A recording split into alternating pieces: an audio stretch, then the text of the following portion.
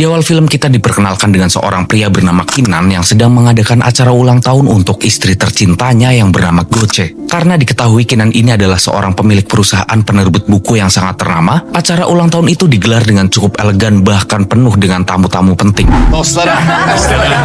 Tapi tak lama kemudian muncullah ekspresi yang agak janggal dari Goce. Kenapa di acara ulang tahunnya sendiri ia malah nampak tidak bahagia? Singkat cerita, di sela-sela acara Goce masuk ke rumah. Di sana ia menemukan setumpuk buku yang hampir setiap hari dikirim oleh para penulis dari negaranya yang berharap perusahaan Kinan mau menerbitkan karya mereka. Sebagai istri, Goce sering membantu suaminya dengan membaca setiap buku-buku yang dikirim ke rumahnya dan akan segera melaporkan ke Kinan jika buku itu menarik dan layak diterbitkan. Di hari itulah ia menemukan sebuah buku yang menarik perhatiannya dengan judul Cool. Yalan bir aşktan geriye kalan tortudur.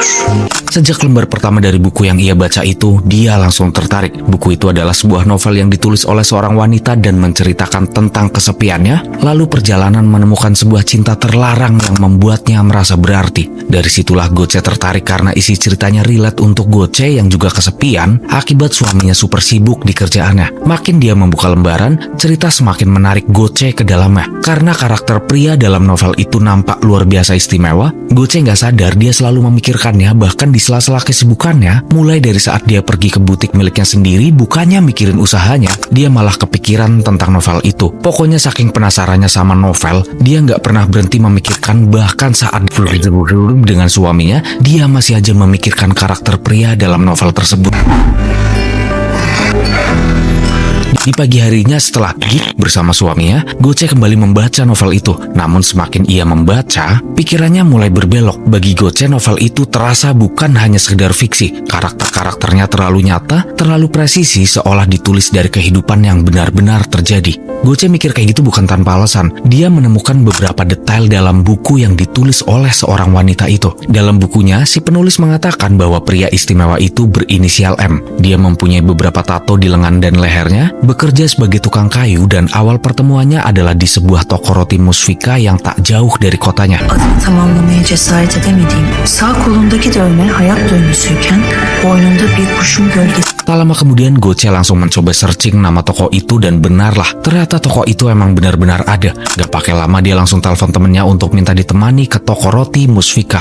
Saat temannya menanyakan kenapa Goce ke toko roti itu, Goce berkata bahwa alasannya ke sana karena ia membaca sebuah novel yang menceritakan seorang pria luar biasa. Tapi karena temennya cuek dan malah bilang Goce aneh, percaya sama fiksi, temennya pun pergi duluan meninggalkan Goce di sana. Setelah itu bukannya pulang, Goce malah kembali membaca buku dengan lebih teliti dan mencari tanda-tanda yang diyakininya benar untuk sampai kepada pria berinisial M itu. Di situ Goce langsung muter-muter ke area itu dan mampir ke beberapa tukang kayu untuk mencari sosok pria itu.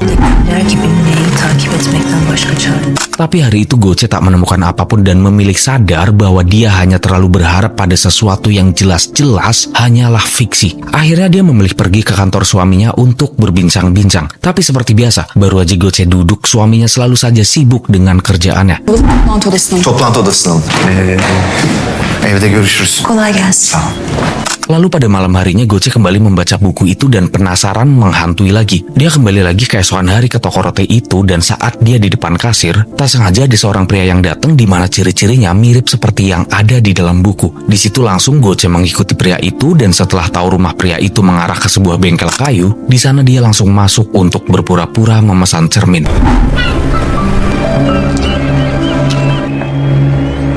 Bozmuşsunuz. Evet buyurun. Ayna yaptıracaktım da. Ölçüler var mı elinizde? Nasıl bir şey olacak? Nampak banget Goce yang penuh harapan dan merasa berdebar-debar. Tapi saat Goce menanyakan siapa nama tukang kayu itu, pria itu menjawab namanya adalah... Adınız neydi pardon? Adım Ali. Di situ Goce langsung sedikit putus asa karena nama pria itu bukan berinisial M. Tapi karena udah terlanjur pesen, ya udahlah nggak apa-apa pikir si Goce. Tapi pas dia akan pulang, tiba-tiba datang tukang paket yang menyebut nama Ali dengan lengkap yaitu Metin Ali Soykan. Ali Soykan, kargonuz var. Kimlik numarası imza. Mendengar itu Goce langsung masuk lagi dan nekat langsung minta kontak yang bisa dihubungi. Bir şey mi unuttunuz? Numaranızı almayı unuttum. Ali derler Metin'i bilmezler. Gökçe ben. Setelah dari sana, Goce kembali melanjutkan buku novel itu dengan penuh antusias. Ia membacanya dengan hati ringan dan bahagia, tanpa sedikit pun memikirkan bagaimana akhir kisah itu akan berlabuh. Siang dan malam ketertarikannya tak surut, terutama saat penulis perempuan dalam buku itu menggambarkan kegagahan Metin, sosok lelaki yang hadir penuh tenaga dan keringat, diceritakan dengan bahasa yang membuat imajinasi Goce terus bekerja, yaitu ngebahas saat pria itu melakukan dengan penuh kesatria. Bahkan di saat itu saking penasarannya, Goce langsung melakukan aksi pada suaminya yang baru aja pulang sambil membayangkan kalau si suaminya itu adalah si Metin yang gagah.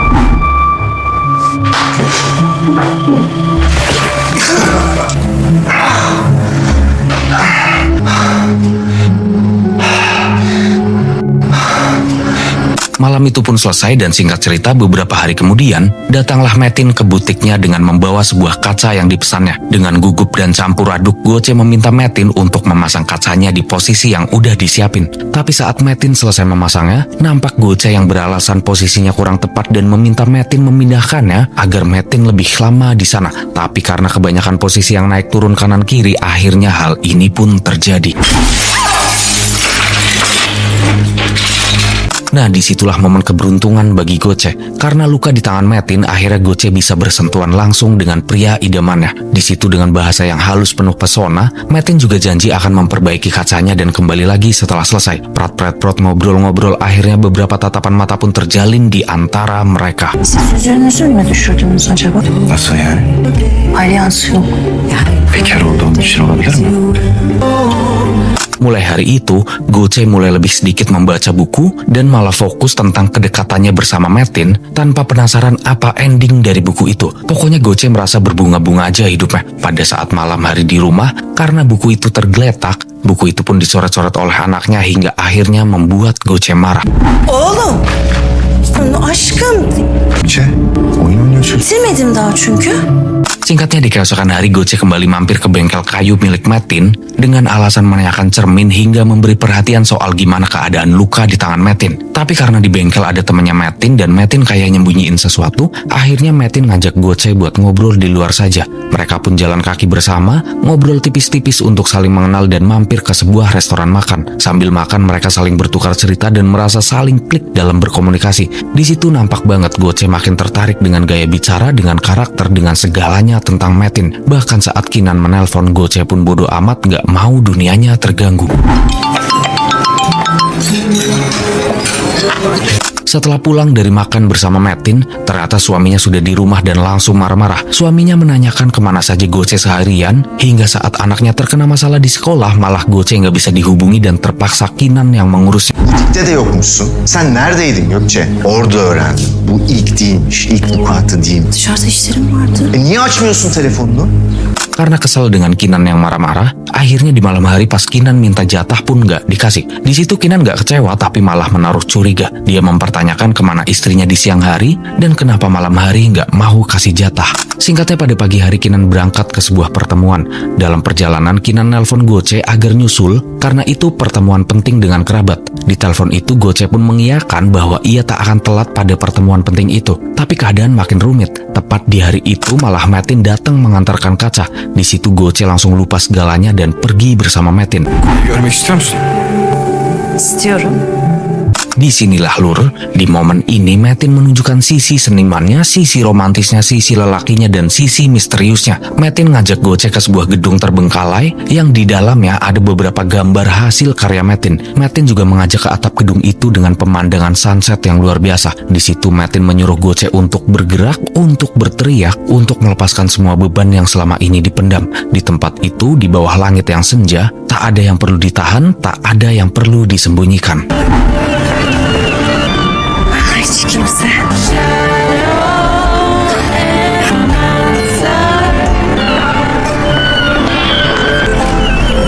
Sementara itu, adegan berpindah ke Kinan yang masih coba ngubungin Goce tapi nggak ada jawaban sama sekali. Bahkan singkat ceritanya, Goce dan Metin sampai malam di sana dan menikmati gemerlap lampu kota hingga sebuah momen tiba dan mereka nempel.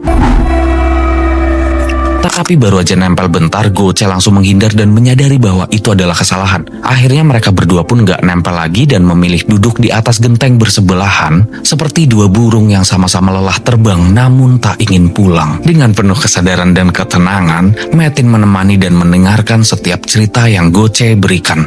Ne hayatımı.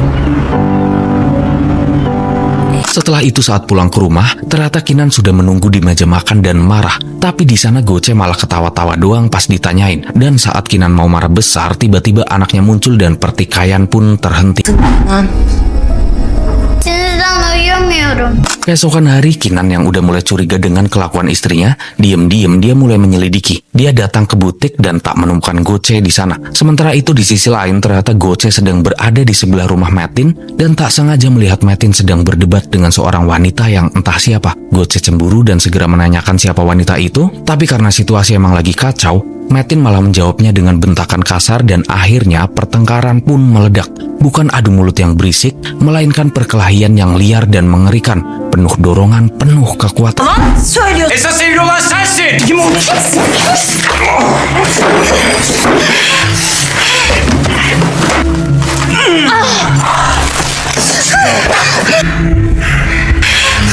Perkelahian tadi melibatkan pedang dan tameng yang kurang kuat sehingga terjadilah pertempuran tanpa siapa yang kalah, tanpa siapa yang menang. Singkat cerita, di malam hari, Kinan menanyakan bagaimana tentang buku berjudul Cool yang Goce baca, apakah layak diterbitkan atau tidak. Tapi dengan sedikit terbata-bata, Goce menjawab belum menyelesaikannya. Di situ Kinan pun menyuruh Goce segera menyelesaikannya, tapi saat Goce membaca dan pada lembar-lembar terakhir, dia dikejutkan oleh sebuah tulisan yang ditulis oleh si penulis. Çocuğun yediği bu son yemek ve beni öldürdü. Sonunda aşktan geriye. Yaps, dalam tulisan itu si wanita mengaku pria berinisial M itu akhirnya membunuhnya. Tapi Goce bertanya-tanya, kalau dibunuh kenapa bisa nulis? Akhirnya pada siang hari ia menemui temannya dan mendiskusikan isi buku tersebut dan membedah kalimatnya tapi tak menemukan jawaban apa-apa. Goce mulai panik, mulai ketakutan, tapi cinta tetap menguasainya. Goce percaya bahwa apa yang dijalaninya sekarang itu merupakan cinta yang nyata dan layak untuk diperjuangkan. Akhirnya setelah itu Goce memberikan bukunya pada Kinan dan berkata buku ini tak layak diterbitkan. Bitirdim. Basılmaya değer değil. Beğenmedi yani. Finalde hiç ilgi çekici değil. Kinan yang penasaran apa isinya pun masih bekerja dengan profesional dan membaca beberapa halamannya. Di situ Kinan merasa isinya bagus dan bahasanya bisa menarik pembaca. Tapi kenapa Goce tak menyarankan buku itu untuk terbit? Disitulah Kinan mulai bertanya-tanya. Dengan penasaran, Kinan menyelidiki buku tersebut. Dia ke kantor dan meminta asistennya untuk mencari tahu siapa penulis buku itu. Tapi nampak asistennya yang memberitahu bahwa buku itu dikirim dengan penulis yang dirahasiakan. Karena hal itu, Kinan pun meminta asisten mencari tahu dari mana alamat pengirimnya saja. Setelah mendapat alamat pengirim, Kinan gak pakai lama langsung mendatanginya. Tapi belum sampai ke rumahnya, dia melewati beberapa tempat yang nyata mirip dengan apa yang tertulis di dalam buku, mulai dari toko roti dan sebagainya. Kinan pun makin penasaran dan menggali lebih dalam. Di sisi lain, di tempat yang tak jauh dari lokasi Kinan, nampak Goce dan Metin yang sedang bersama di sebuah pasar. Di situ Metin mengatakan bahwa hubungannya salah dan tak seharusnya dilanjutkan karena Goce mempunyai suami dan kehidupan yang baik bersama keluarganya. Tapi nampak cinta membutakan segalanya. Goce menolak berpisah walaupun Metin terus memaksa untuk mengakhirinya. Nampak Goce yang memohon terus-menerus, memeluknya dan tak mau hubungannya berakhir dengan Metin. Dan disinilah bukan kebetulan bukan apa, dari kejauhan berdirilah Kinan yang sedari tadi menyaksikan istrinya sedang memeluk pria lain. Di situ Kinan masih berusaha tenang, bersikap cerdas dan kembali melanjutkan penyelidikannya tentang buku itu. Dia datang ke alamat pengirimnya. Setelah sampai ke alamat itu, Kinan langsung menanyakan tentang sebuah buku. Tapi dengan jawaban yang janggal, seorang wanita berlekton merah nampak berusaha menutupi semuanya. Di situ dengan feeling Kinan yang luar biasa karena udah ratusan buku ia baca dan dia juga bisa mengetahui hati seorang penulis. Dia langsung menanyakan kenapa wanita lekton merah itu menulis buku tersebut dan bagaimana atau dengan cara apa kakaknya meninggal. Ablanızla konuşabilir miyim? Konuşamazsınız, kaybetti kendisini çünkü. Maksudnya, jadi Kinan meyakini bahwa penulis itu sebenarnya adalah wanita yang di depannya, tapi wanita itu menyembunyikan identitasnya dengan alasan takut atau semacamnya. Menurut analisa Kinan, wanita itu nggak terima kakaknya mati hingga akhirnya menulis sebuah buku dengan petunjuk-petunjuk nyata dan membuat seakan-akan kakaknya lah yang menulis buku itu lalu bunuh. setelah menulisnya. Itu dugaan Kinan, tapi nyatanya si wanita tetap mengelak nggak mau kasih informasi apapun, dan Kinan kembali ke mobil dengan cukup bingung sambil mikir rencana selanjutnya. Beruntungnya tak lama kemudian tiba-tiba wanita itu keluar dan menaiki sebuah taksi, dan di sana Kinan langsung mengikutinya dan terkuaklah teka-teki baru. Değilim zaten. Bir dur, bir adam geldi. Dur. Kendi ölümünü yazmış. Ne saçmalıyorsun ya? C'ni yazmış diyorum. Başka ne yazmış?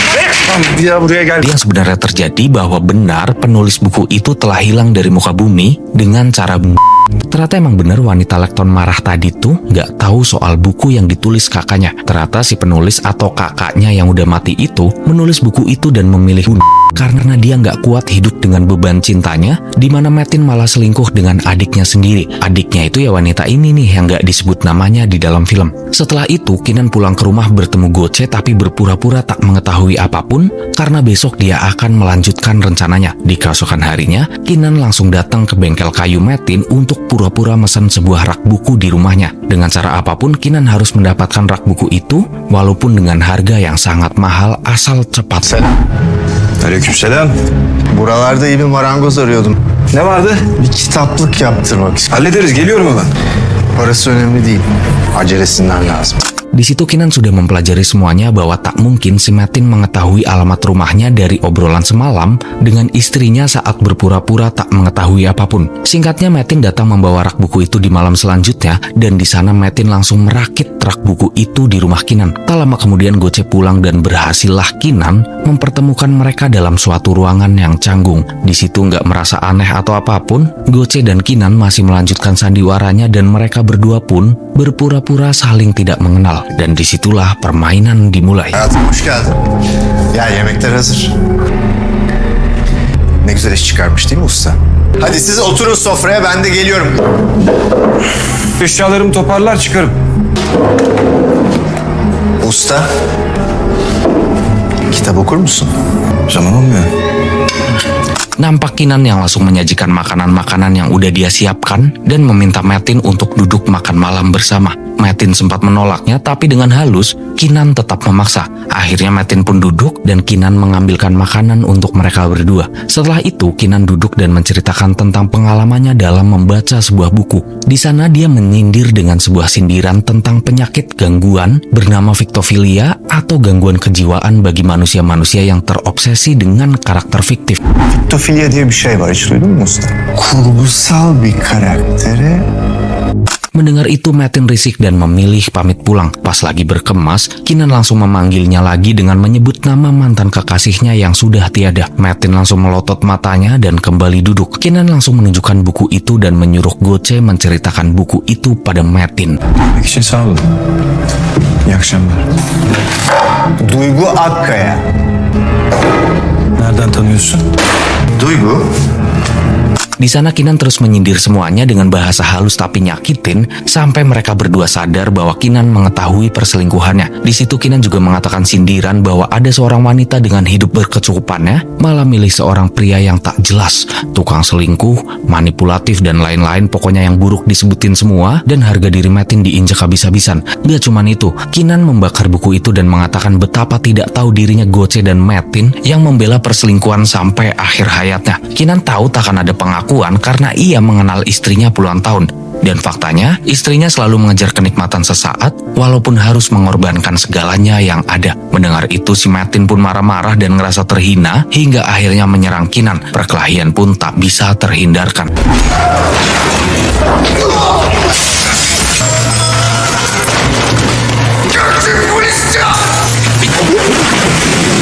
Setelah beberapa menit perkelahian terjadi, nampak aneh banget. Di sini Goce malah diem doang. Di sana Kinan udah teriak-teriak untuk segera panggil polisi. Si Goce tetap diam menyaksikan tanpa ekspresi, tapi mata berkaca-kaca. Hingga tak lama setelahnya di kolam renang, Kinan kalah fisik, kehabisan nafas, dan si Metin berhasil mengambil potongan kaca untuk melukai hingga Kinan tak bisa menyelamatkan diri.